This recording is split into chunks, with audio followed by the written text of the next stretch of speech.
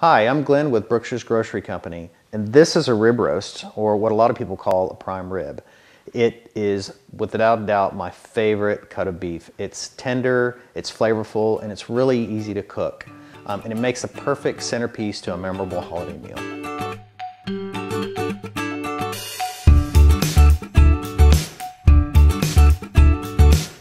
Now I know what you're thinking. This is a scary looking piece of beef, and actually it's really easy to cook. I'm going to show you the simplest recipe, and in my opinion the best recipe that I know.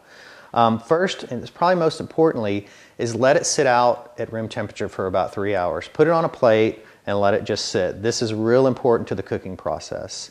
Secondly, season it with salt. Put on a lot, way more than you think you'd normally need, because most of it's going to fall off in the cooking process. Once you've seasoned your prime rib, once you've seasoned it up really well, you'll need to get a pan hot. Put it on the stove, put it on medium-high heat, and get the pan, like I said, really hot. And at that point, add a little bit of oil. Doesn't take much because it's going to render out somewhat. You're going to get some fat that's going to come off the piece of meat. You need to be aware that this is probably going to smoke as you sear. Turn your hood on, open the back door if you need to, but it's probably going to get the kitchen a little bit smoky. And sear it on all sides. Get it really nice and brown before you put it in the oven. Now that you have your prime rib nicely browned, you can go ahead and put some salt. Go ahead and put some pepper on it.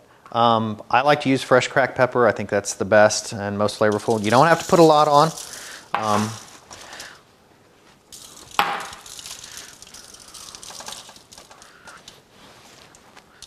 At this point, you want to put it in about a 200 to 250 degree oven. Cook it about 30 minutes per pound. Traditionally, prime ribs cooked to medium rare. To get that, you'll need an instant read thermometer, and you'll want an internal temperature of about 130 degrees. This will take about 3 hours, 2.5, 3 hours or so. And once it's reached that internal temperature, go ahead and pull it and let it rest for just a bit. Cooking a beautiful prime rib is that easy, and what an amazing centerpiece to an awesome holiday meal. You can find this and other holiday recipes in the December issue of Celebrate Cooking. It's free at your local butchers.